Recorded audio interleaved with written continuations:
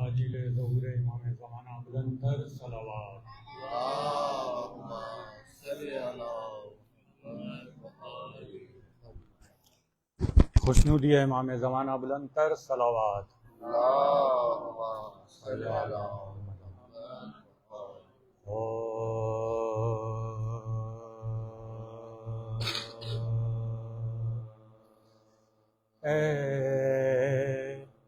اہل عذاب عزا کے دن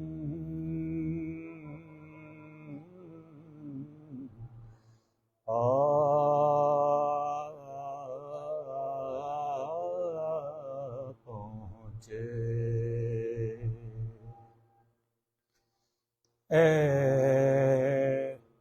اہل عذاب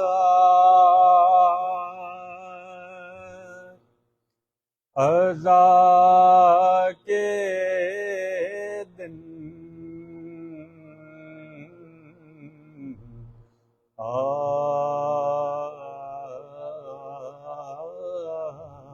پہنچے، غم کی راتیں، غم کی راتیں،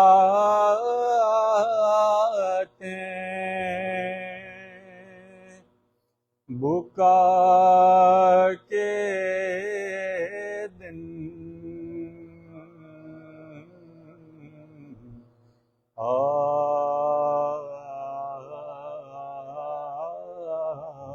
پہنچے، فریاد کے فاطمہ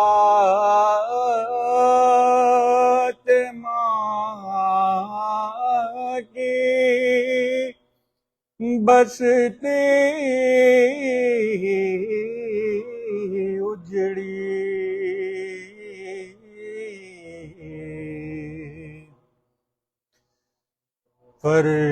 فریاد کے فاطمہ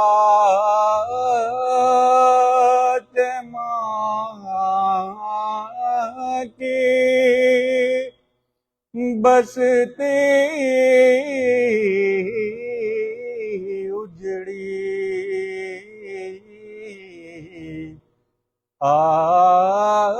آبادی کربلا کے دن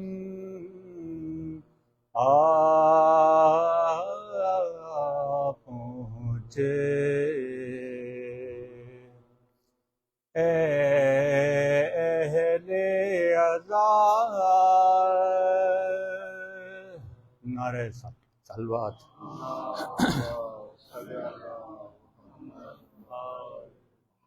برائے تاجیل ظہور امام زمانہ بلندر صلوات۔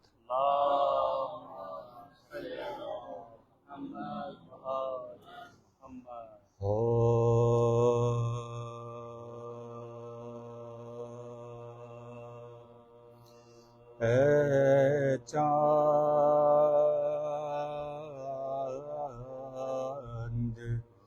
کربلا کے، تو نے تو دیکھے ہوں گے،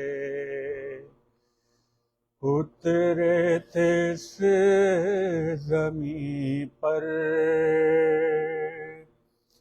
عرش بری کے تارے، اے چاند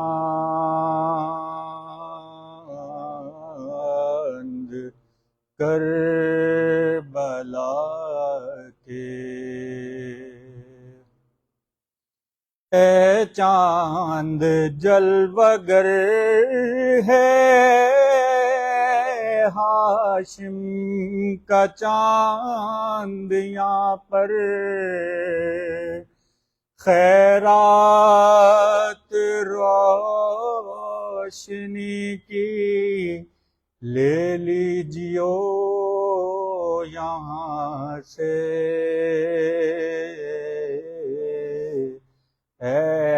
چاند کربلا کے، اے چاند اس زمین پر رکھیو ہمیشہ ٹھنڈک، سوتے جو ہیں یہاں پر زہرا کے ہیں یہ پیارے، تسلیم سلسبیلو کوثر کے ہیں یہ مالک، مارے گئے جو پیاسے اس نہر کے کنارے،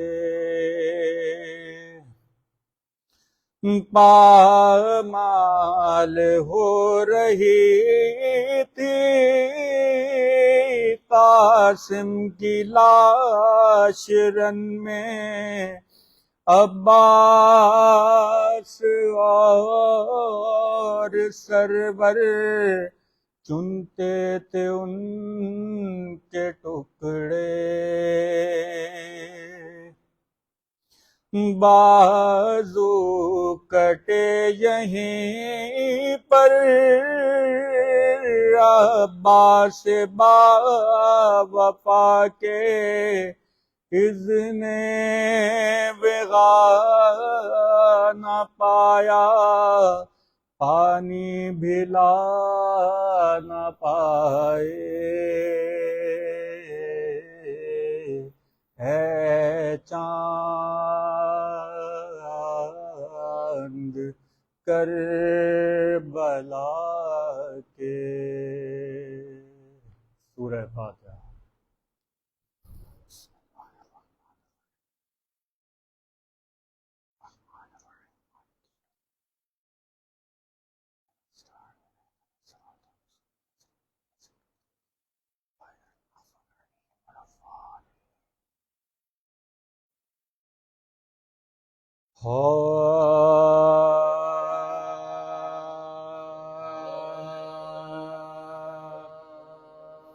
گھر سے جب بہرے سفر سید عالم نکلے،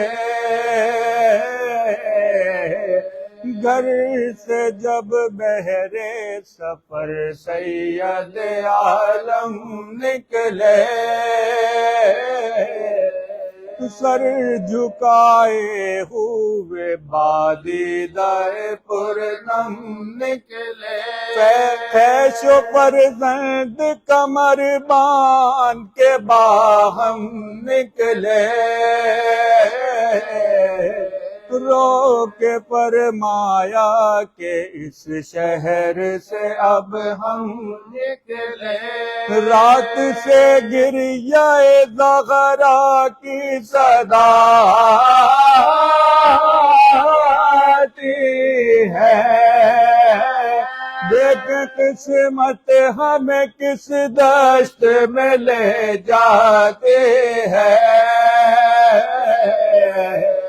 دیکھ قسمت ہمیں کس دشت میں لے جاتے ہیں، رخ کیا شہ نے صوبے قبر شہنشاہ انا، بہر تسلیم جھکے متصل باب سلام، اذن پا کر جو گئے قبر کے نزدیک امام، عرض کی آیا ہے آج آخر رخصت کو غلام، یہ مکان ہم سے اب شاہ زمن چھٹتا ہے، آج حضرت کے نواسے سے وطن چھٹتا ہے، آج حضرت کے نواسے سے وطن چھٹتا ہے، چین سے سب ہیں گھروں میں مجھے ملتا نہیں چین، سخت آفت میں ہے اب آپ کا یہ نور ٹکڑے دل ہوتا ہے جب رو کے غرم کرتے ہیں ننھے بچوں کو بھلا لے کے کدھر جائے حسین، شہر میں چین نہ جنگل میں امان ملتی ہے، دیکھیے قبر مسافر کو کہاں ملتے ہیں، دیکھیے قبر مسافر کو کہاں ملتے ہیں، یہ وہ دن ہیں کہ پرندے بھی نہیں چھوڑتے گھر، مجھ کو درپیش ہے ان روزوں میں آفت کا سفر، 7 بچوں کا ہے بادشاہ جنو بشر،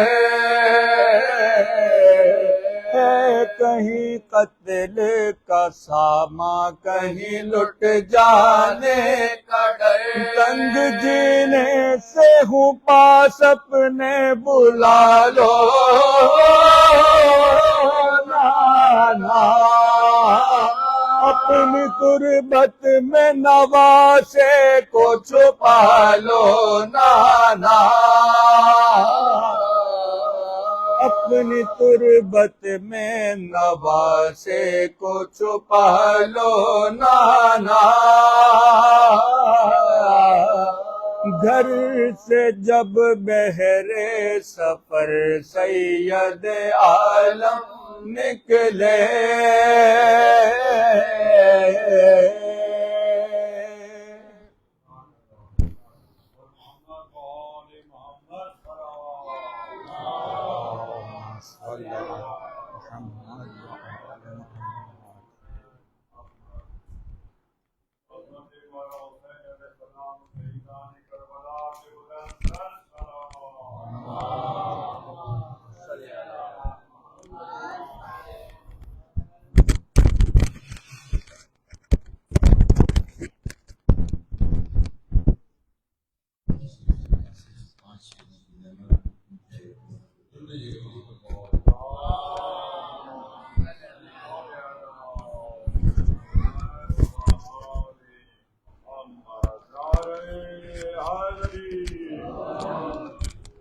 دل میں زیادہ یا کم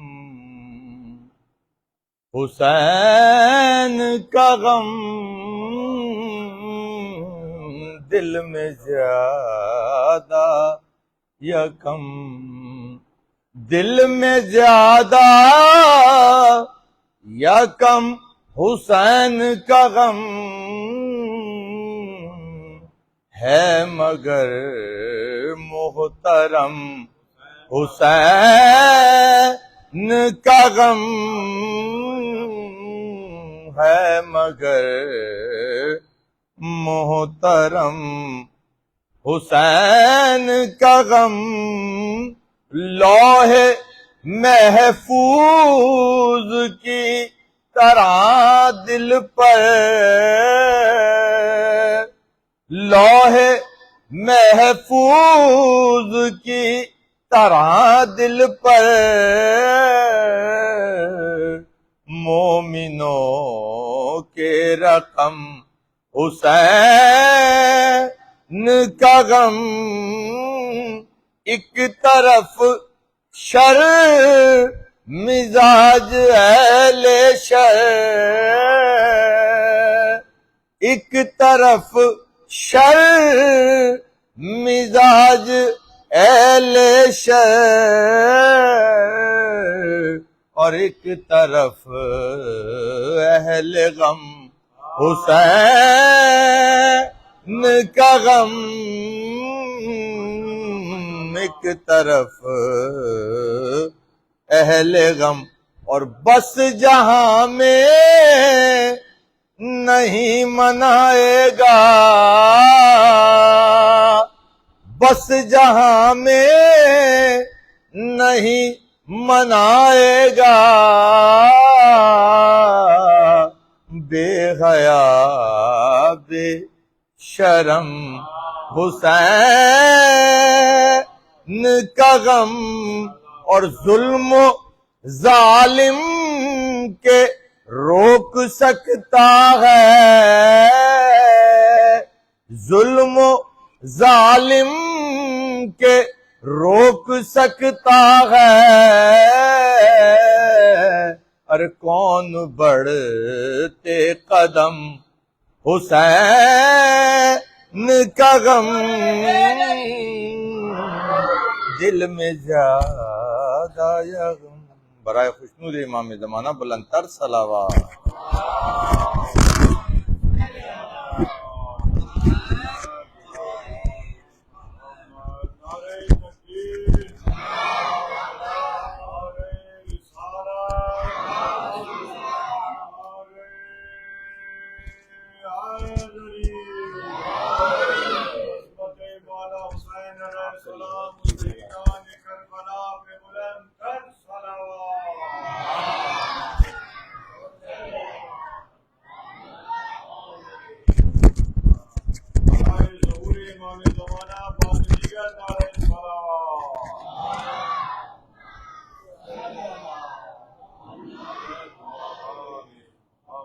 اعوذ باللہ من الشیطان الرجیم، بسم اللہ الرحمن الرحیم، اللہم صلی وسلم وزد وبارک علی النبی الامی العربی القرشی المکی المدنی الابتہی التہامی سید البہی السراج المضیء الکوكب الدری صاحب الوقار والسکینہ المدفون بعرض المدینہ عبد المبید والرسول المسدد المصطفى الامجد المحمود الاحمد حبیب الہ العالمین وخاتم النبیین وسید المرسلین وشفیع المذنبین ورحمۃ للعالمین ابی القاسم محمد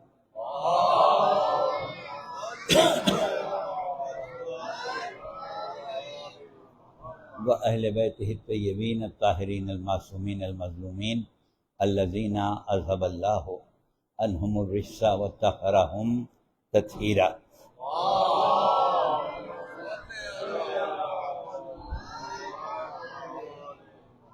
اما بعد فقد قال اللہ سبحانہ وتعالی فی محکم کتابہ الحکیم، بسم اللہ الرحمن الرحیم، ان الدین عند اللہ الاسلام۔ صلوات پڑھ لیں گے۔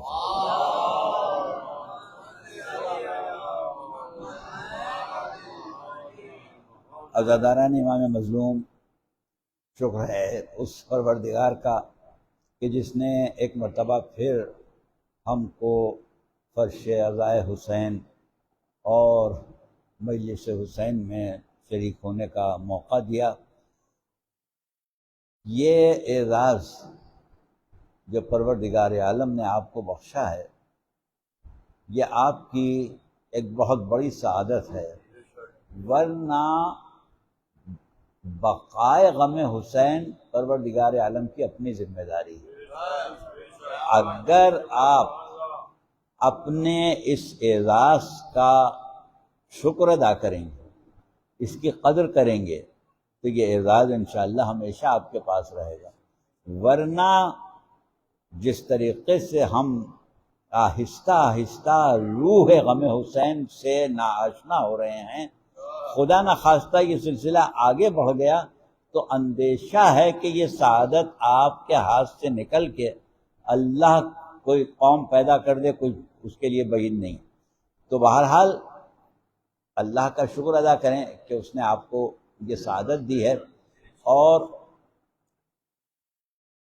یہ غم اس اعتبار سے آپ دیکھیں، اس کو اس لحاظ سے دیکھیں کہ کربلا نہ کوئی تاریخ ہے، کوئی تاریخی واقعہ نہیں ہے، کربلا کوئی حادثہ نہیں ہے، کربلا ایک زندہ حقیقت ہے، اور ہمارے لیے کربلا ہماری زندگی کا حصہ ہے، ہماری زندگی سے باہر نہیں ہے۔ ہم اگر ایک مرتبہ انبیاء ما سبق کی جو تعلیمات قرآن کے ذریعے ہم تک پہنچی ہیں، یا جو تعلیمات دیگر کتب آسمانی میں محفوظ ہیں اور تحریف سے بچی ہوئی ہیں، ان کا مطالعہ کرتے ہیں تو جو ایک خاص چیز اس میں نظر آتی ہے وہ یہ نظر آتی ہے کہ کوئی نبی جس کی تعلیمات ہمارے پاس پہنچی ہیں اس نے ایک ذکر قیامت کا لازمی کیا ہے اور ایک ذکر کربلا کا لازمی کیا ہے، یعنی کربلا کو پروردگار عالم نے اس طرح رکھا ہے کہ جس طرح عالم انسانیت کو واسطہ پڑنا ہے قیامت سے، اسی طرح کربلا سے گزرنا ایک عظیم امتحان ہے عالم انسانیت کا، اور کون کس طریقے سے اس امتحان سے گزرا یہ اس کا مقام معرفت کا، بلندی کا، بارگاہ خداوندی میں اس کی حیثیت کا اس چیز پر بھی دار و مدار ہے کہ اس کی زندگی میں کربلا کی حیثیت کیا ہے۔ ایک چیز ہم نے گزشتہ تقریر جو یہاں پر 9 ذی الحجہ کی تھی اس میں کچھ خاص چیزیں آپ کے سامنے پیش کی تھیں۔ اب ظاہر ہے آج ہمیں ان چیزوں کو دہرانا نہیں ہے اور نہ ہی ہمیں اپنے موضوع سے باہر زیادہ بات کرنا ہے، لیکن ہمارا یہ طریقہ آپ لوگوں کو معلوم ہے، 17-18 سال سے آپ لوگ ہمیں سن رہے ہیں کہ ایام اضحیٰ کا جب آغاز ہوتا ہے تو پہلی مجلس جو ہے وہ ہم اسی طریقے پرسے سے شروع کرتے ہیں، ابتدا کرتے ہیں تعارف کربلا پر چند جملے اور اس کے بعد تھوڑے سے مصائب پڑھ کے پھر اپنے ہم موضوع پر آتے ہیں، اور پھر جو روایتی طور پر مصائب تاریخ وار پڑھے جاتے ہیں اس میں آ جاتے ہیں۔ تو اس حساب سے ہم یہ بات کر رہے ہیں کہ ایک طرف آپ صورت یہ دیکھیں گے کہ جس طرح ہادیان برحق نے قیامت کو یاد رکھنے کی تلقین کی، اسی طرح کربلا کو یاد رکھنے کی تلقین۔ اچھا، دوسری چیز ایک یہ ہے کہ یہ جو ایک تصور لوگوں کے ذہن میں آتا ہے کہ صاحب اس عہد کی کربلا، اس عہد کا حسین، یہ ایک محمل تصور ہے، نہ دوسرا حسین پیدا ہو سکتا ہے نہ دوسری کربلا ہو سکتی ہے، کربلا بس کربلا ایک دفعہ ہے۔ یہ فیصلہ ہے پروردگار عالم کا کہ اس نے ایک مرتبہ ایک انتخاب کیا ہے کچھ افراد کا جن کو محضر شہادت میں درج کیا گیا، اور وہ محضر شہادت ایک ہی دفعہ بنائے، دوبارہ نہیں بنے گا۔ آپ جانتے ہیں کہ شریعت اسلامیہ میں جو تکالیف شرعی ہیں جیسے نماز ہے، روزہ ہے، حج ہے، جہاد ہے، یہ تمام چیزیں کس پر واجب ہوتی ہیں؟ سن بلوغ پر۔ نابالغ بچے کے اوپر نہ نماز واجب ہوتی ہے، نہ روزہ واجب ہوتا ہے، نہ جہاد واجب ہوتا ہے، لیکن صرف اور صرف تاریخ آدم و عالم میں ایک کربلا وہ مقام ہے کہ جہاں شیرخوار بچے پر جہاد واجب ہوا، جہاں نابالغ بچوں پر جہاد واجب ہوا۔ یہ اس کی کوئی مثال نہیں ہے، کہیں نہیں ہے۔ آپ بہت زیادہ سنتے رہتے ہیں مصائب میں، کبھی غور کریں کہ یتیم حسن جناب قاسم امام حسین سے شب عاشور بار بار پوچھ رہے ہیں کہ چچا میرا نام محضر شہادت میں ہے۔ اب آپ یہ دیکھیے کہ بچے کو اتنی پریشانی، اتنی بے چینی کیوں ہے؟ جہاد نصرت امام میں ہو رہا ہے، جہاد بقائے اسلام میں ہو رہا ہے، ہر انسان پر جہاد ہر مومن پر واجب ہے، لیکن یہ بچے کو پریشانی کیوں ہے؟ اور بار بار وہ کیوں پوچھ رہا ہے کہ میرا نام محضر شہادت میں ہے کہ نہیں ہے؟ بات یہ ہے کہ تاریخیں بتاتی ہیں کہ یہ بچہ جو بار بار اپنی شہادت کے بارے میں زمین پر حجت خدا جس کو سمجھتا ہے اس سے پوچھ رہا ہے اور محضر شہادت کا نام لے رہا ہے، یعنی محضر شہادت کوئی ایسی فہرست ہے کہ جس کا علم یا اللہ کو ہے یا حجت کو، یا حجت خدا کو، اور وہ پوچھ رہا ہے میرا نام ہے کہ نہیں ہے۔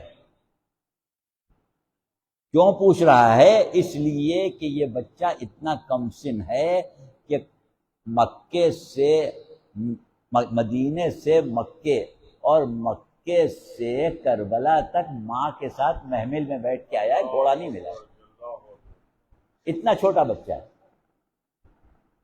اب اس کے دل میں کیا ہے یہ امام جانتا ہے۔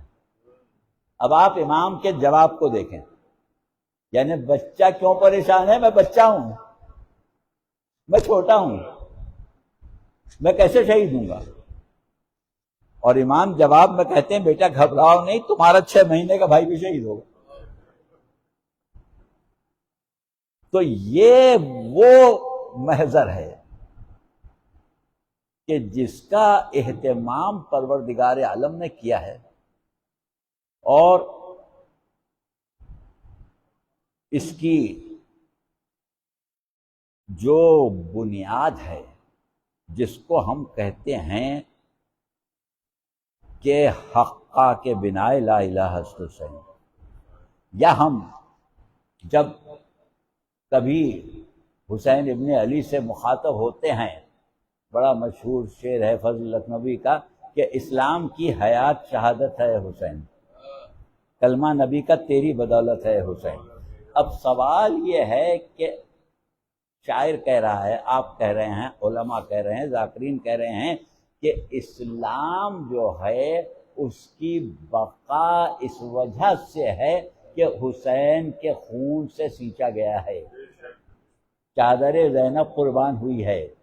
تو اب سوال یہ ہے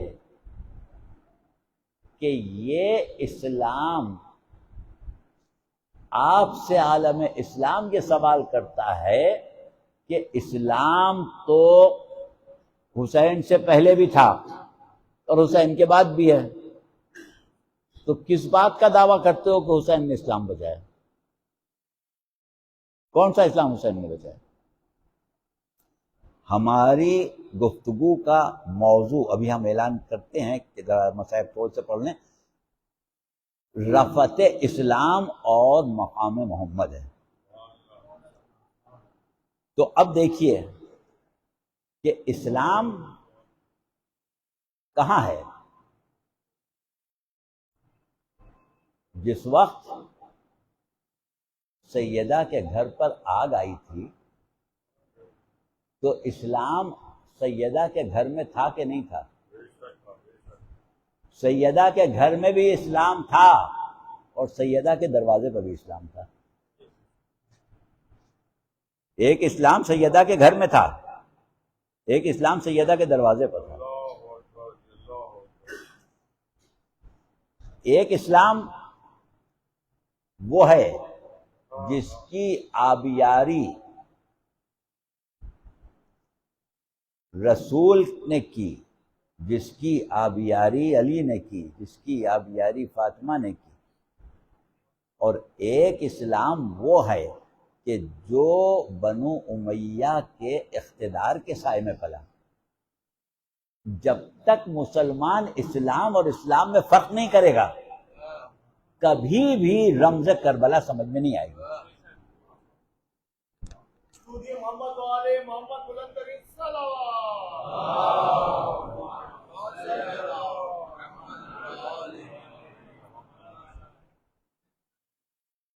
ابو بصیر نے امام صادق علیہ السلام سے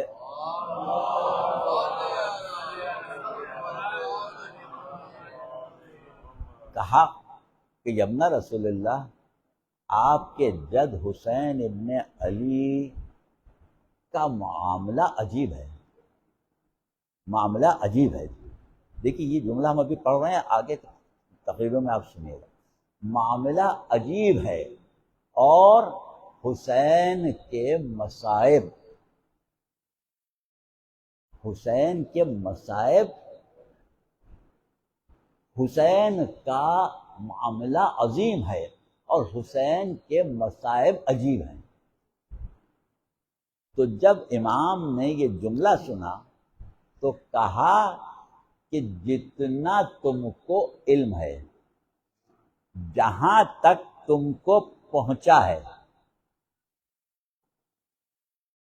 وہ بہت کم ہے بنسبت اس حسین کی عظمت کے اور حسین کے مصائب کے کہ جو حقیقت میں واقع ہوئے. دیکھیے ایک عجیب بات ہے، یعنی یہ آپ کو معلوم ہے کہ جن طاقتوں نے حقیقی اسلام کو پردے میں رکھا انہوں نے کربلا کو نہیں چھپایا.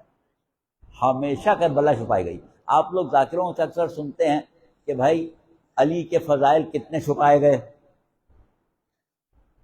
دشمنوں نے دشمنی میں چھپائے، دوستوں نے اپنی جان کے خوف سے چھپائے، اور پیغمبر اسلام نے امت کی گمراہی کے ڈر سے چھپائے، وغیرہ وغیرہ. یہ آپ نقطے سنتے ہیں، ہم تفصیل میں نہیں جا رہے ہیں. لیکن اس کے باوجود علی کے فضائل جو ہیں اس کا احاطہ نہیں ہوتا. بالکل اسی طرح حسین کی مصیبت سب نے چھپائی، حسین کی مصیبت کو سب نے چھپانے کی کوشش کی، لیکن اس کے باوجود آپ حسین کی مصیبت کا احاطہ نہیں کر پاتے. تو کہا کہ جتنا تم نے سنا ہے اس سے بہت زیادہ ہے، یعنی جو تم نے نہیں سنا وہ زیادہ ہے، جو تم نے سنا ہے وہ کم ہے. اب آج دیکھیں لوگ کہتے ہیں کہ صاحب یہ تو مصائب بیان کرنے میں غلو کر رہے ہیں. حقیقت یہ ہے کہ ہم تو ان مصائب تک پہنچے نہیں ہیں.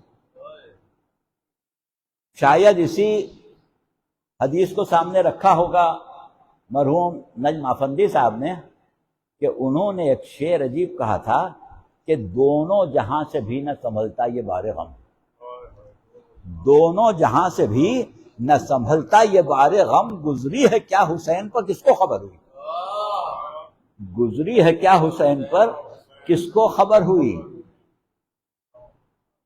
اور ایک بات عجیب فرمائی، ابھی امام صادق کا ذکر ہے، امام صادق نے فرمائی اور کہا کہ سب سے بڑی عبادت یہ ہے کہ ایک مومن غم حسین میں بآواز بلند گریا کرے. دیکھیے بآواز بلند گریا کرے. جن مصائب کو چھپایا گیا ہے نا، آج آپ دیکھتے ہیں، ابھی ہم نے کہا نا کہ ایک اسلام فاطمہ کے در پر تھا، ایک فاطمہ کے گھر میں تھا. دنیا مستقل اس اسلام کو چھپا رہی ہے، دنیا مستقل حق کو چھپا رہی ہے، لیکن اتنی کوشش کے باوجود صرف آپ کے آنسو، آپ کا گریا، آپ کا ماتم ہے جو روکے بے سکتے، جو ہر کوشش کا مقابلہ کر رہے ہیں. ہر کوشش کا مقابلہ آپ کے آنسو ہیں، ہر کوشش کا مقابلہ آپ کا غم ہے. تو غم کہاں سے شروع ہوا؟ آپ کو معلوم ہے کہ حسین پیدا ہوئے تھے، سید المرسلین کہ آنسو نہیں رکے. لیکن بات صرف یہاں پر ختم نہیں ہوتی. بار بار سید المرسلین گریا کرتے تھے، بار بار اپنی حیات میں گریا کرتے تھے، اور خاص طور سے سورہ قصص کی آیت پڑھتے تھے وَنُرِيدُ أَن نَّمُنَّ عَلَى الَّذِينَ اسْتُضْعِفُوا فِي الْأَرْضِ وَنَجْعَلَهُمْ أَئِمَّةً وَنَجْعَلَهُمُ الْوَارِثِينَ. اور جب یہ پڑھتے تھے تو امام حسن، امام حسین اور امیر المومنین کی طرف دیکھ کے بے اختیار گریا کرتے. اب دیکھیے قرآن کی تفسیر کیا محمد سے بہتر کوئی بیان کر سکتا ہے؟ یہ گریا وہ ہے جس کے ذریعے رسول نے قرآن کی آیتوں کی تفسیر کی، اور بار بار کبھی امیر المومنین کو دیکھ کے روتے تھے، یقیناً کبھی فاطمہ کو دیکھ کے گریا. ایک واقعہ یہ ملتا ہے کہ سرکار رسالت نے امیر المومنین کا ہاتھ پکڑا اور مدینے کی گلیوں سے گزرتے ہوئے باہر نکلے. باہر نکلنے کے بعد ایک دفعہ علی کو گلے لگا کے بے اختیار رونے لگے. جب علی نے دیکھا، کہا یا رسول اللہ کیوں روتے؟ تو کہا کہ یا علی، تمہارے اوپر ظلم بہت زیادہ ہوں گے، بہت زیادہ ہوں گے. اور امیر المومنین نے ایک موقع پر یہ بھی کہا تھا کہ جو مصائب میرے اوپر گزرے ہیں ان کو برداشت کرنے کا حوصلہ اور طاقت مجھے رسول نے ایک ایک بات بتا کے. ایک مرتبہ جب علی نے پوچھا کہ رسول اللہ آپ کیوں رو رہے ہیں، آپ کیوں روتے ہیں؟ تو کہا کہ یا علی، تمہارے سر کی ضربت اور فاطمہ کے چہرے کے تماشے پر ہوتا. امام صادق نے ہی فرمایا کہ وہ تماچا ایسا تھا کہ جب فاطمہ کو لگا تھا تو گوشوارہ ٹوٹ گیا تھا.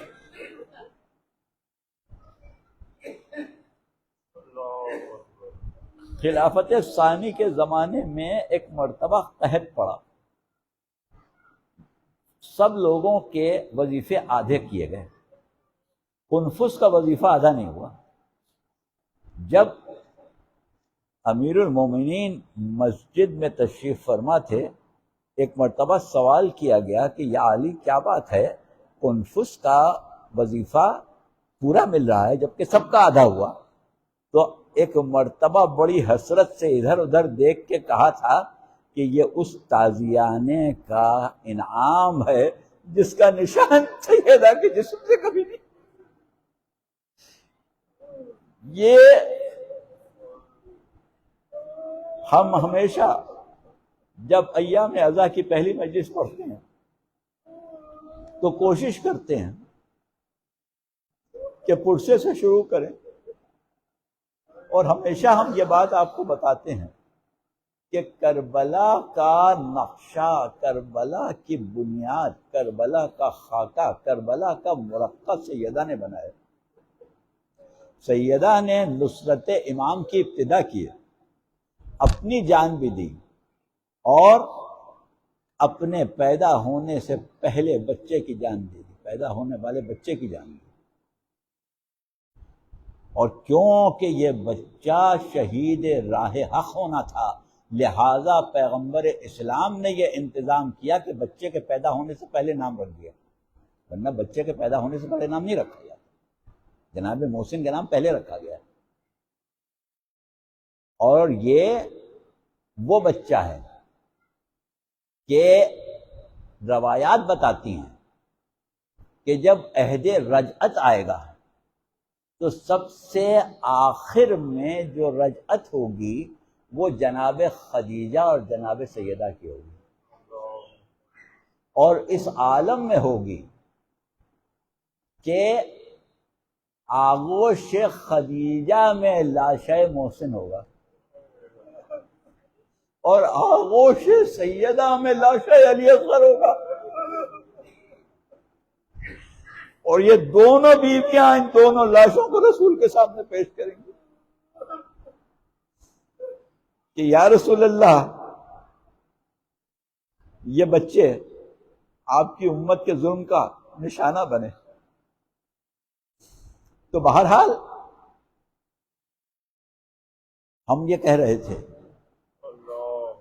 کہ اس طریقے سے فاطمہ نے کربلا کا مرقع تیار کر دیا کہ آپ دیکھتے ہیں کہ کربلا کی مائیں اپنے بچوں سے شب عاشور یہی التجا کر رہی تھیں کہ بیٹا دیر نہ کرنا، کہیں ایسا نہ ہو کہ ماں کو فاطمہ کے سامنے شرمندہ ہونا پڑے۔ فاطمہ کے سامنے شرمندہ ہونے کی کیا بات ہے؟ نصرت امام سنت فاطمہ ہے۔ اور پھر دیکھیے، ہم انشاءاللہ تاریخوں کے لحاظ سے بنی ہاشم کے شہداء کا ذکر کریں گے آپ کے سامنے، آپ گریہ کیجیے گا، لیکن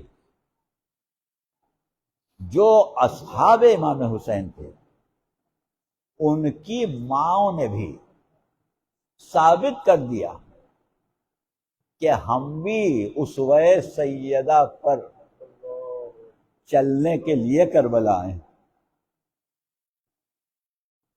اصحاب و انصار کے شہداء میں دو بچوں کا نام خاص طور سے آتا ہے۔ ایک جناب مسلم ابن اوسجہ کا ایک بچہ جو 12 سال کا ہے، اور ایک ابن جنادہ کا بچہ جو کہ شہید کربلا ہیں، اس کی عمر 12 سال بھی نہیں ہے، اس سے بھی چھوٹا بچہ۔ اور دونوں بچوں کی رخصت کے وقت تقریباً مکالمہ امام کا ایک ہی ہے۔ مسلم ابن اوسجہ کی شہادت کے بعد جب مسلم کا یہ 12 سالہ بچہ آمادہ جہاد ہو کے آیا تو امام نے کہا کہ بیٹا، تمہاری ماں کے لیے تمہارے باپ کا صدمہ بہت کافی ہے، یہ تم کیوں جنگ کرنا چاہتے ہو؟ تو کہا کہ میں کیا چاہتا ہوں، میری ماں چاہتی، میری ماں نے بھیجا ہے۔ اور امام نے اس جذبے کی قدر کی، بچے کو بھیج دیا۔ کتنی دیر وہ بچہ لوٹا، لیکن تھوڑی ہی دیر میں اس بچے کا سر نیزے پر بلند تھا اور ماں دیکھ رہی تھی۔ یہ ہے مقام کربلا کی ماں کا۔ جب ابن جنادہ ایک مرتبہ خدمت امام میں آئے تو یہی بات امام نے کہی تھی ابن جنادہ سے بھی، تو انہوں نے بھی یہی کہا تھا کہ آقا میری ماں نے بھیجا ہے۔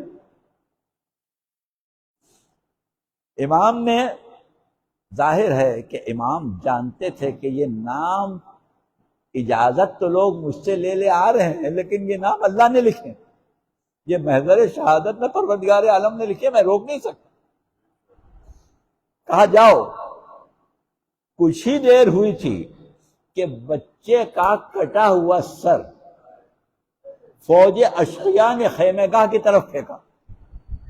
جب وہ سر خیمہ گاہ کے قریب آ کے گرا، لوگوں نے ماں کو اس سر کو پیش کیا تو ماں نے کہا کہ میں تو راہ خدا کو قربان کر چکی ہوں، اب میں اس سر کا کیا کروں؟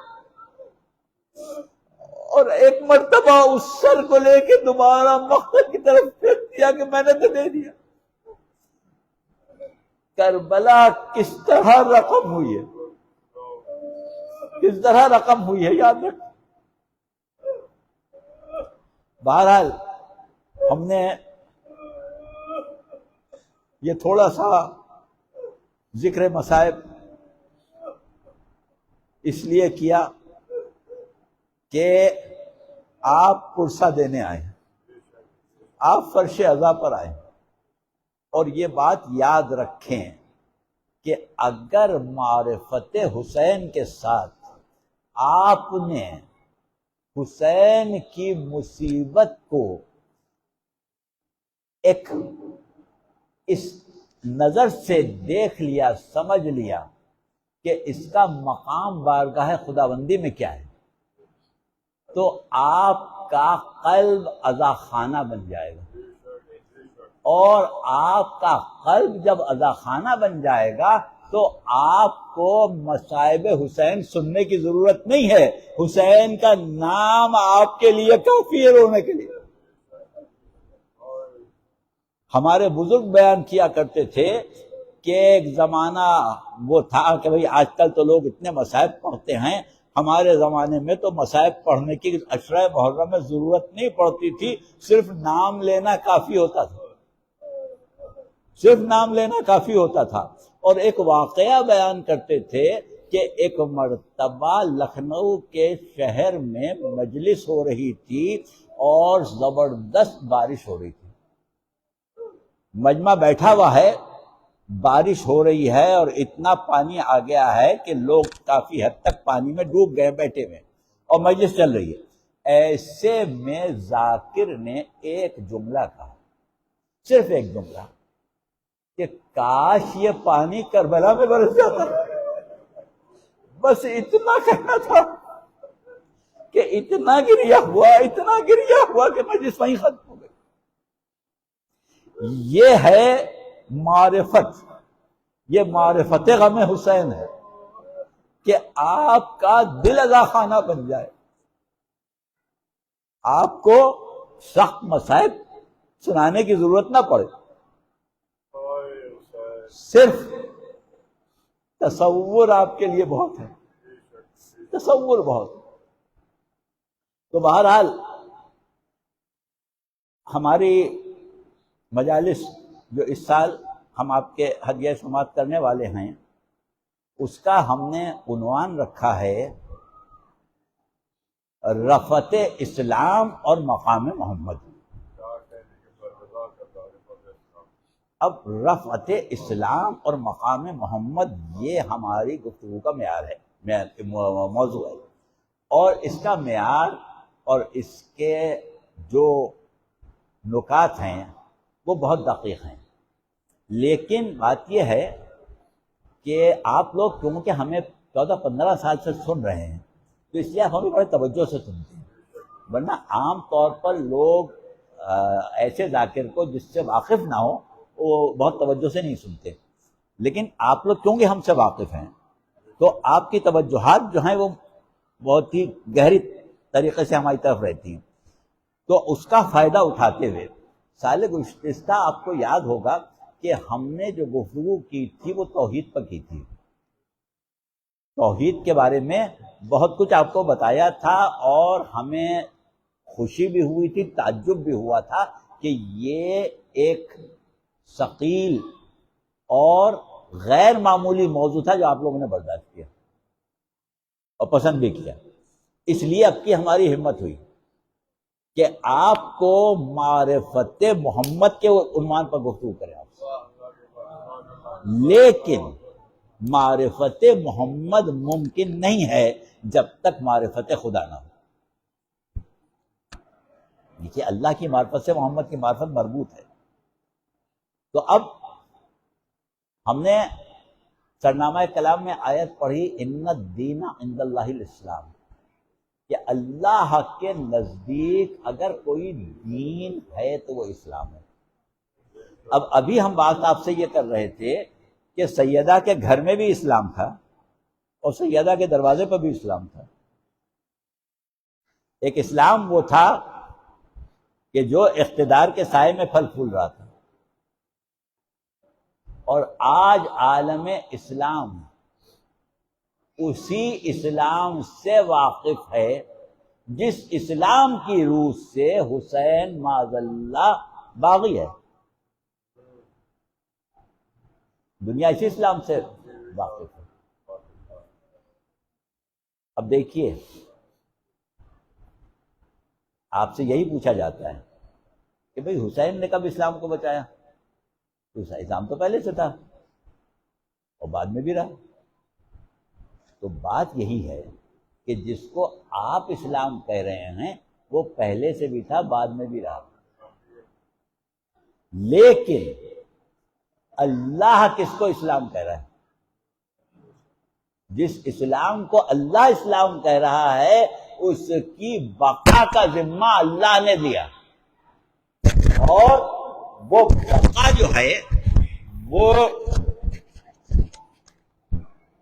سر بات پڑھنے ایک دفعہ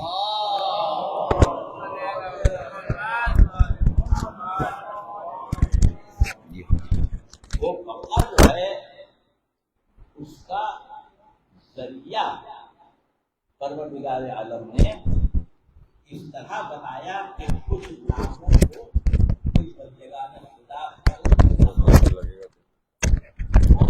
وہ کربلا میں اپنے کردار کے ساتھ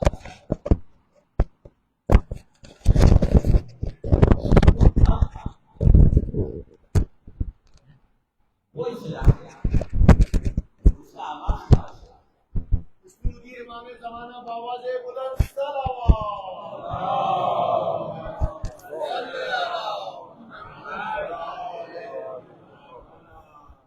دیکھیے اس کا آغاز کہاں سے ہے اور کیا وجہ ہے کہ آل محمد بعد رسول ہمیشہ مصیبت میں رہے، ہمیشہ غربت میں رہے، ہمیشہ قتل کیے گئے، ان کے چاہنے والے زندانوں میں ڈالے گئے.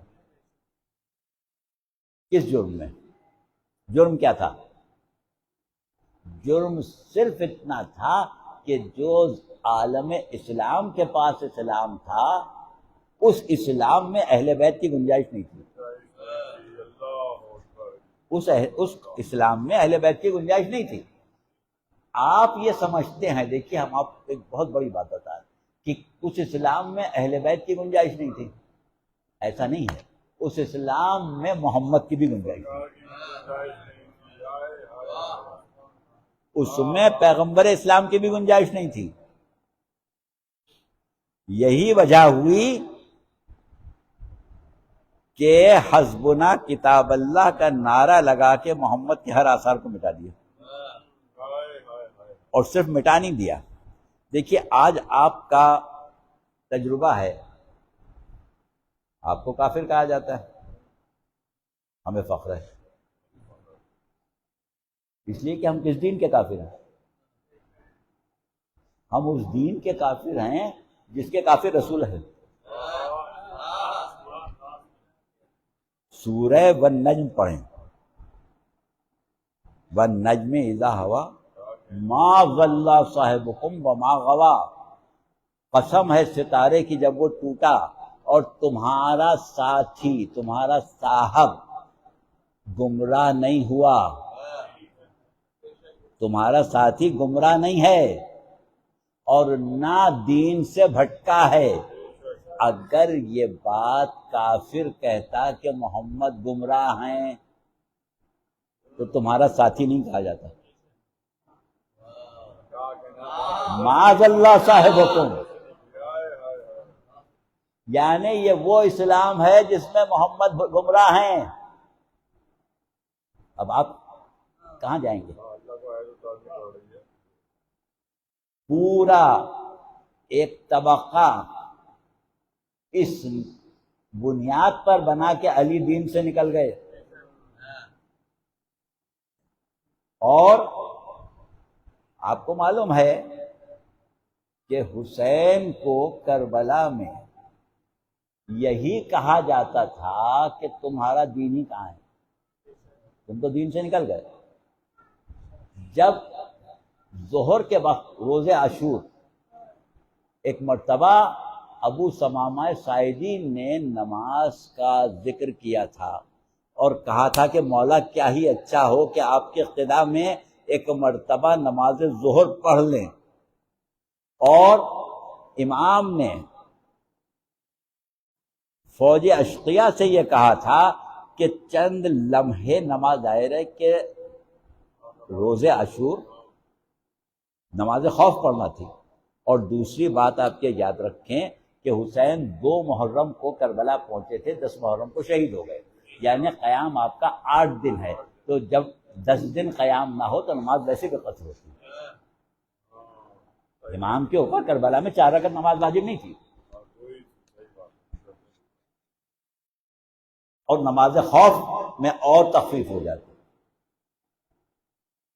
تو جب امام نے نماز کے لیے مہلت مانگی تھی تو اس کا جواب یہ ملا تھا کہ تمہاری نماز میں کیا رکھا ہے، تم تو دین سے خارج ہو۔ زہیر قین کو اسی بات پر غصہ آیا تھا، انہوں نے حملہ کیا تھا اور جنگ کی تھی۔ تو آپ یہ بتائیں کہ جس وقت حسین کو دین سے خارج کہا جا رہا ہے،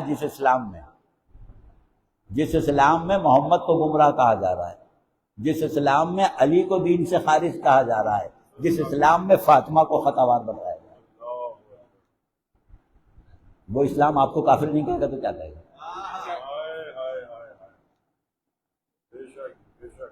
تو ہیں اس کے کافر۔ تو بہرحال اب ہم اس مقام پر لانا چاہتے ہیں آپ کو، حالانکہ طے یہ ہوا تھا کہ ہم 9 بجے ہر حال میں مجلس شروع کریں گے، مگر یہ کہ وہ دیر ہوئی۔ اور دوسری چیز یہ ہے کہ آپ لوگوں کی توجہات اور قیمتی نکات، تو ہم چاہتے نہیں کہ کوئی نکتہ بیچ سے رہ جائے۔ اب صورت یہ ہے کہ ہم ایک دفعہ گفتگو یہاں سے شروع کر رہے ہیں کہ ہم اسلام کی جو بات کر رہے ہیں تو ہماری مراد اسلام سے کیا ہے، ہم کس کو اسلام کہتے ہیں؟ کوئی عالم اسلام جس کو اسلام کہہ رہا ہے تو ہم اسلام ہی نہیں مانگ رہے، نہ وہ ہم کو اسلام مانگ رہا ہے، تو پھر ہماری نظر میں تو کوئی اسلام ہونا چاہیے نا۔ ہمارا اسلام سوائے اس کے نہیں ہے جو قرآن بیان کرے۔ دیکھیے، جو ابراہیم کا اسلام ہے، جو اسماعیل کا اسلام ہے، جو محمد عربی کا اسلام ہے، حسین جو ذمہ داری اسلام کی بقا کی اٹھا رہے ہیں وہ محمد کے اسلام کی اٹھا رہے ہیں، اس میں نہیں جس میں محمد گمراہ ہے۔ ذرا نقطے کو سمجھیں آپ بات۔ لوگ کہتے ہیں نا حسین نے کون سا اسلام بچایا؟ ارے حسین نے وہ اسلام بچایا جو محمد کا تھا۔ تمہارے اسلام کو کون سی قربانی کی ضرورت تھی؟ شاہی قربان کر رہا تھا چائے میں۔ تو اب بات کیا ہوئی کہ اسلام کو ہم کہاں سے نکالیں، کہاں سے تلاش کریں؟ حالانکہ اس نقطے کے بعد ہمیں 3 نقطے اور بیان کرنا تھے، مگر ہمیں لگتا ہے یہ آخری ہو جائے گا۔ سورہ بقرہ آپ کھول کے دیکھیں، اب ہم بھی جلدی پڑھیں گے، وقت کم ہے تو شاید آگے بھی کچھ آیتیں ہم پڑھ سکیں۔ سورہ بقرہ کی آیتیں 127، 28، 29، اب ہم اس کو مختصر کر کے پڑھ رہے ہیں، آپ کو پڑھ لیجیے، خاص چیزیں اس میں سے پڑھ۔ تذکرہ کیا ہے؟ وَإِذْ يَرْفَعُ إِبْرَاهِيمُ الْقَوَاعِدَ مِنَ الْبَيْتِ، اس وقت کو یاد کرو جب ابراہیم بیت کی دیواروں کو بلند کر رہے تھے۔ اسماعیل اور اسماعیل، ابراہیم اور اسماعیل بیت کی دیواروں کو بلند کر رہے تھے۔ دیکھیے یہ بھی ایک نقطہ ہے، ہمیں نہیں معلوم کہ عشرے میں موقع ملے گا اس پر بات کرنے کا یا نہیں۔ کس کی دیواروں کو بلند کر رہے تھے؟ بیت کی، بیت کی دیواروں کو بلند کر رہے تھے۔ اور اللہ نے کس طرح بیت کا تعارف کیا کہ ان اول بیت وضع للناس للذی ببکۃ مبارک ھدی للعالمین فیہ آیات بینات مقام ابراہیم، کہ پہلا بیت جو عالم انسانیت کے لیے وضع ہوا، دیکھیے تعمیر ہوا نہیں کہا، یہ عجیب بحث ہے، وضع ہوا، تعمیر نہیں ہوا۔ وہ خانہ کعبہ ہے مکے میں، آپ سنتے ہیں نا، یہاں کیا کہا جا رہا ہے؟ بیت کی دیواروں کو بلند کر رہے تھے۔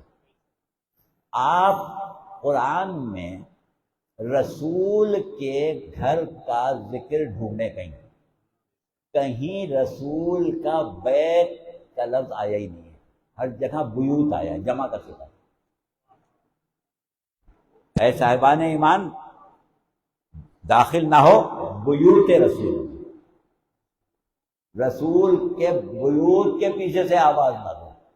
کہیں بیت نہیں استعمال ہوا ہے، بیت صرف خانہ کعبہ کے لیے استعمال ہوا ہے. تو اب آپ سوچیں کہ جب رسول اہل بیت کہیں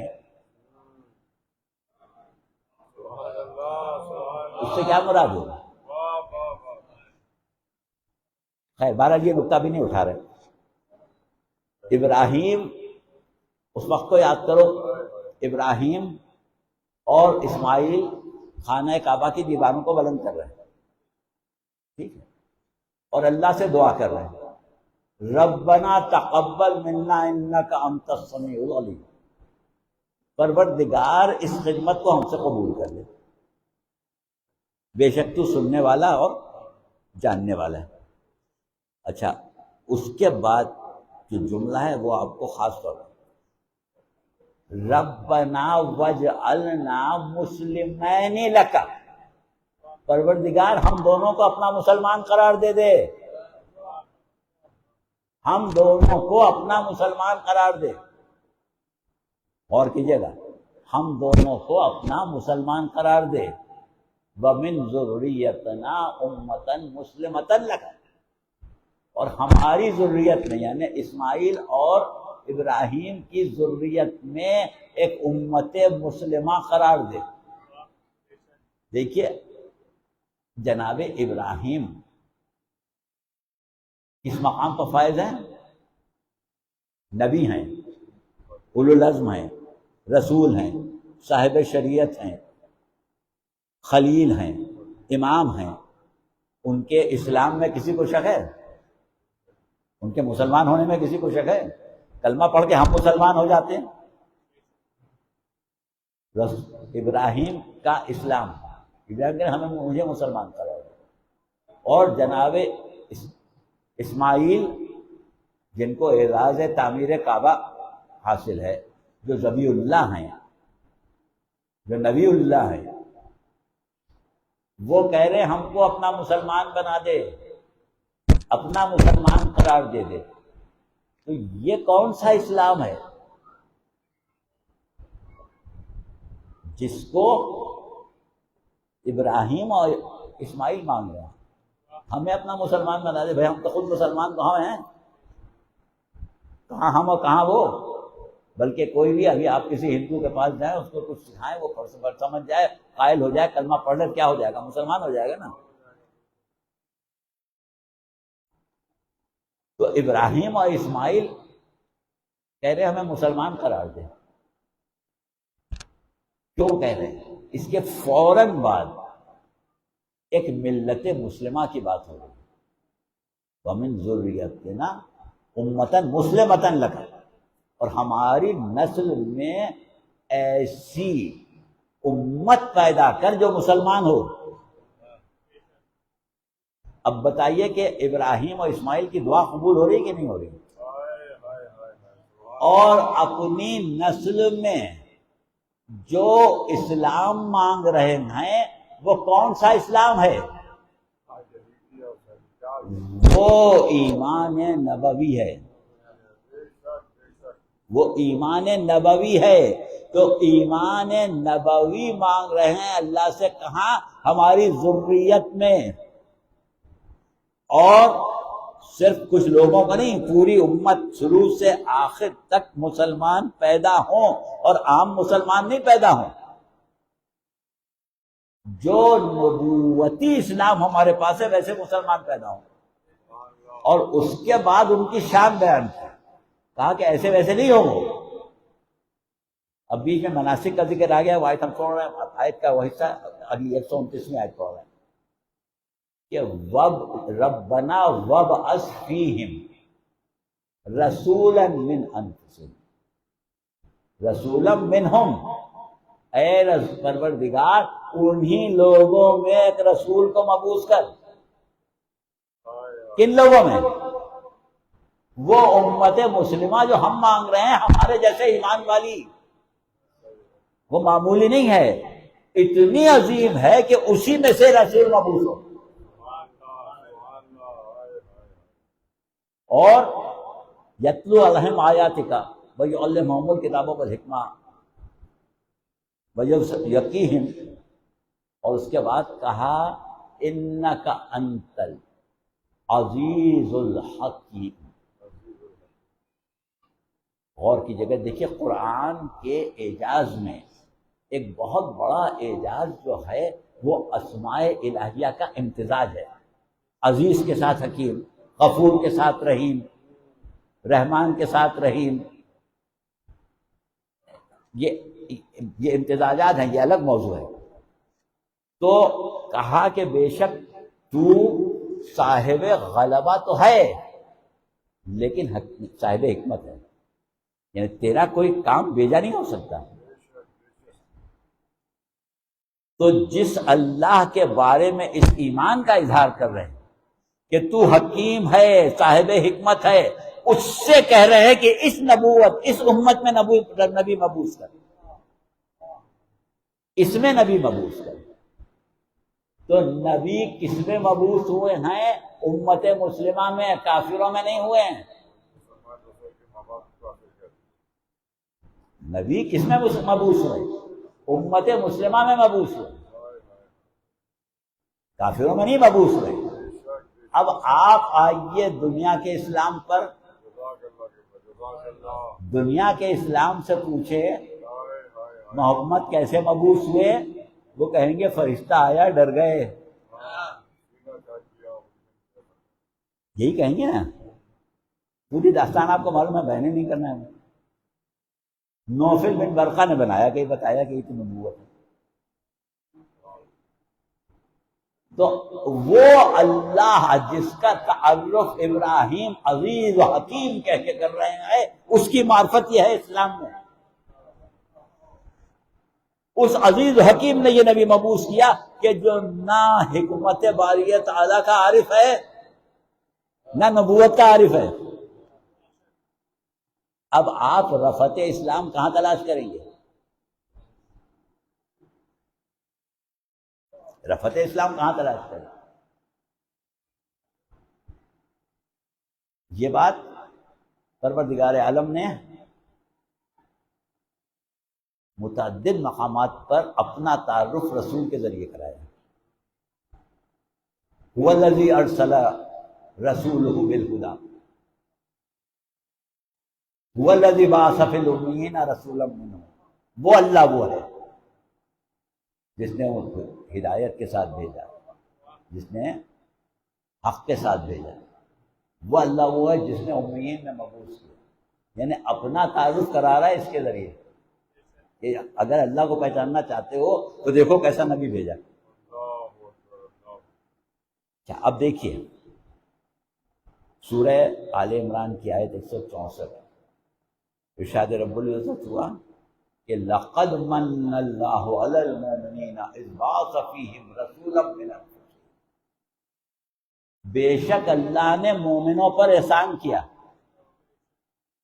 اللہ نے مومنوں پر احسان کیا، کافروں پر نہیں کیا، مومنوں پر احسان کیا. لَقَدْ مَنَّ اللَّهُ عَلَى الْمُؤْمِنِينَ، اللہ نے مومنوں پر احسان کیا.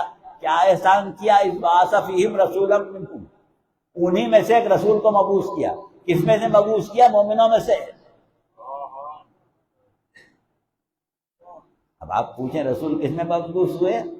کہا جائے گا والدین کا اسلام کا تو پتہ نہیں،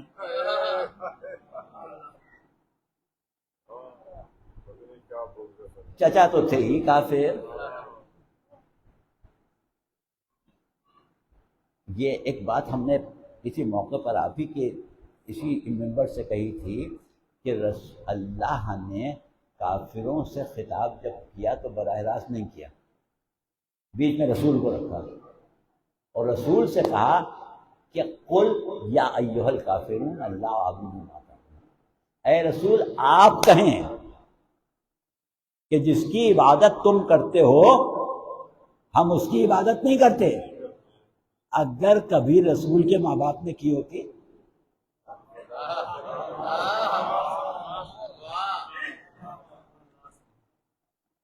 اگر کبھی رسول کے چچا نے کی ہوتی تو کہتے کس منہ سے کہہ رہے ہو، کل تک تو کرتے نا۔ تو دیکھیے آپ جا کے تفاسیر اٹھا کے دیکھیں اور یہ آیت نکالیں سورہ آل عمران کی 164، لقد من اللہ علی المؤمنین اذ بعث فیہم رسولا من انفسہم یتلو علیہم آیاتہ ویزکیہم ویعلمہم الکتاب والحکمہ وان کانوا من قبل لفی ضلال مبین۔ اب دیکھیے قرآن پڑھنے والے کا فہم قرآن، آیت کہاں سے شروع ہو رہی ہے؟ لقد من اللہ علی المؤمنین، بے شک اللہ نے احسان کیا مومنوں پر، اور ختم کہاں ہو رہی ہے؟ وَإِن كَانُوا مِن قَبْلُ لَفِي ضَلَالٍ مُبِينٍ، اس سے پہلے کھلی گمراہی میں تھے۔ مومن کھلی گمراہی میں تھے؟ اگر کھلی گمراہی میں تھے تو مومن نہیں تھے۔ تو بات کیا ہے کہ آپ کے ذہن میں جو بات ہے، آپ کے دل کی جو بات ہے، وہی ترجمہ آپ قرآن کا کریں گے، وہی ترجمہ کریں گے۔ بہرحال اب وقت ہمارے پاس کم ہے، انشاءاللہ باقی گفتگو کل کر لیں گے۔ آج صرف ایک آیت ہم پڑھ دیں اور اس کے بعد پھر تاکہ اس سے تسلسل بن جائے کہ سورہ آل عمران جو ہے وہ مدنی سورہ ہے، مکے میں نہیں نازل، مدینے میں نازل۔ مدینے میں ایک معاشرہ اسلامی ہے، سب مسلمان ہیں، رسول ان کے سربراہ ہیں، سب رسول کے ساتھ رہتے ہیں، رسول کے پیچھے نماز پڑھتے ہیں، رسول کے ساتھ جہاد کرتے ہیں، سب رسول کے ساتھی ہیں، جانثار ہیں، ٹھیک ہے، رسول کے جانثار ہیں نا، سب ساتھی ہیں، سب ساتھ کے لوگ ہیں۔ اب اللہ کہہ رہا ہے کہ افا غیر دین اللہ یبغون، ارے ان کو کیا اللہ کے دین کے علاوہ دوسرا دین چاہیے؟ کس کو کہہ رہا ہے؟ یہ اللہ کے دین کے علاوہ دوسرا دین چاہ رہے ہیں۔ بل هو اسلم من فی السماوات والارض طوعا وکرها والیہ یرجعون، ارے ہمارا اسلام وہ ہے کہ جس میں ہم نے یہ صلاحیت رکھی ہے کہ طوعاً یا کرہن ہر شخص کو ماننا پڑے گا، ہر ایک کو ماننا پڑے گا، جو زمینوں میں ہیں ان کو بھی، جو آسمانوں میں ہیں وہ بھی۔ اس اسلام میں ہم نے یہ صلاحیت رکھی ہے، اور تم کو یہ نہیں چاہیے، دوسرا چاہیے۔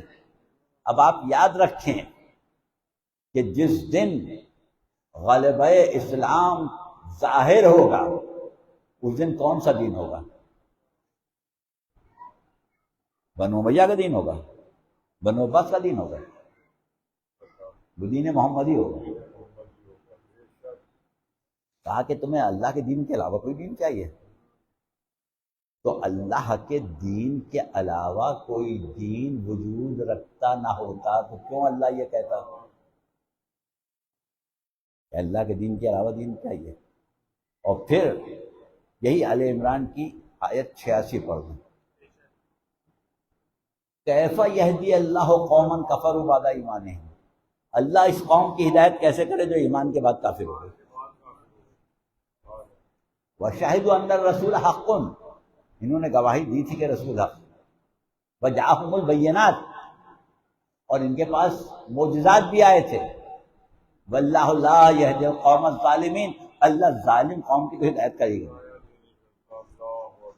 تو دیکھیے آج ہم گفتگو کو یہاں پر ختم کر رہے ہیں، صرف اس نقطے کو آپ سمجھ لیں کہ اسلام کا لفظ جب استعمال ہو تو یاد رکھیں کہ ایک اسلام ابراہیم کا ہے، محمد کا ہے، قرآن کا ہے، اور وہی وہ اسلام ہے جس کی بقا کا ذمہ پروردگار عالم نے لیا تھا، انا نحن نزلنا الذکر وانا لہ لحافظون کہہ کے، اور اسی کو اللہ کا کے نمائندے نے، اللہ کی حجت نے، حسین ابن علی نے زندہ کیا۔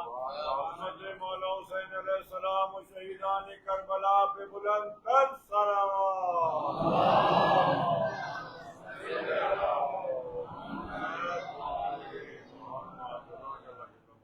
جیسا کہ ابھی ہم کہہ رہے تھے کہ غربت اہل بیت تو بڑھتی چلی گئی۔ جب وہ وقت آ گیا کہ سیدہ شہید ہو گئی، جب وہ وقت آیا کہ علی شہید ہو گئے، جب وہ وقت بھی گزر گیا کہ علی حسن کے جنازے پر تیر بھی برس چکے، اب غربت کا عالم بڑھتا چلا جا رہا ہے۔ 27 اور 28 رجب کی درمیانی شب آپ کا مظلوم آقا قبر رسول پر رسول سے رخصت ہو رہا ہے، اور حسین کون ہے؟ فخر ابراہیم ہے۔ ابراہیم کو بیٹے کی قربانی کے لیے اللہ نے خواب دکھایا تھا۔ فخر ابراہیم حسین ابن علی۔ ایک مرتبہ غنودگی کا عالم آیا تو دیکھا کہ پیغمبر اسلام کہہ رہے ہیں کہ حسین بس اب جلدی کرو، بس اب عراق کی طرف سفر کرو، اللہ تمہیں خاک و خون میں تڑپتا ہوا دیکھنا چاہتا ہے، حسین جلدی کرو۔ اب یہ رات نہیں گزری، حسین ایک مرتبہ مدینے سے نکل رہے ہیں، اور کس عالم میں نکل رہے ہیں کہ کسی کو نہیں معلوم۔ دیکھیے منزل سعادت کہاں ہوتی ہے، دن گزرتا ہے کہاں، رات کہاں ہوتی ہے۔ ایک مرتبہ حسین نے اپنے ساتھ ان کو لیا جن کے نام اللہ نے محضر شہادت میں لکھ دیے۔ اب آپ بتائیں یہ کتنا غربت کا سفر ہوگا جو حسین ابن علی کر رہے ہیں۔ مکے میں حسین اس سے پہلے 25 مرتبہ پاپیادہ حج کرنے کے لیے آ چکے ہیں۔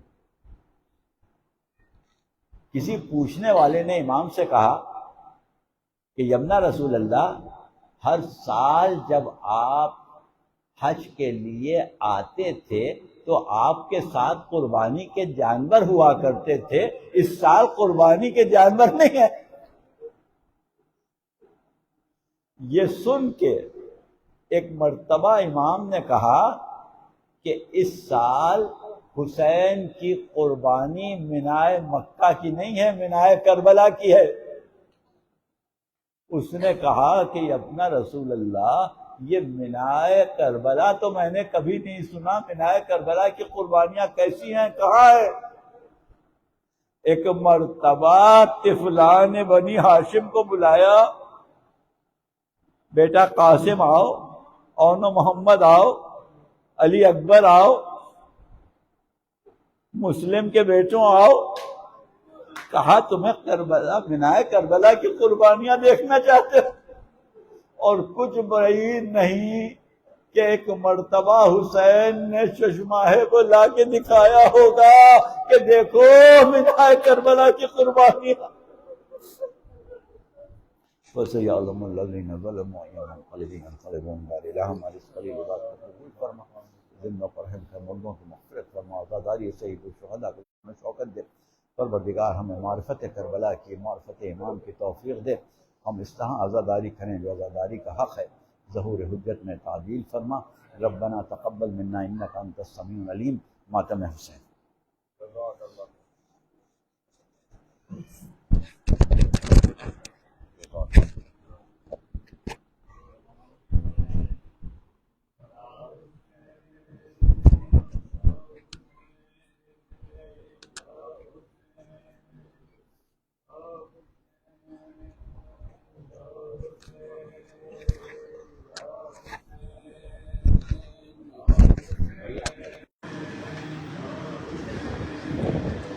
صحیح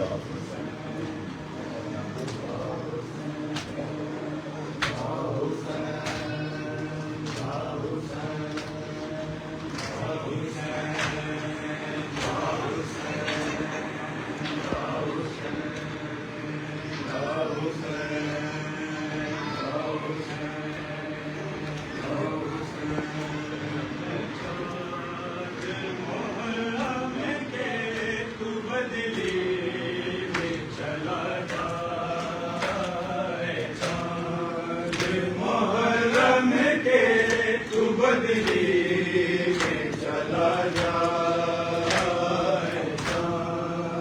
محرم کے تو بدلی میں چلا جا محرم کے تو بدلی میں چلا جا تجھے دیکھ کے مر جائے نا تجھے دیکھ کے مر جائے نا بیمار ہے سغرا محرم کے تو بدلی سارے بچوں سے محرم کے تو بدلی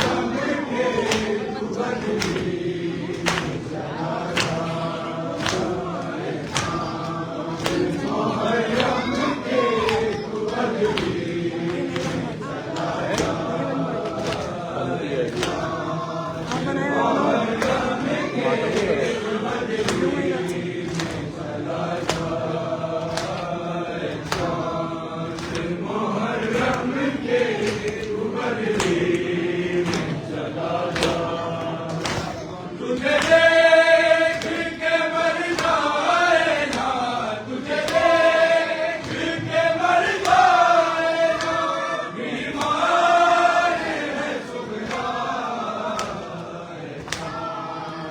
محرم کے تو بدلی میں چلا جا محرم کے تو بدلی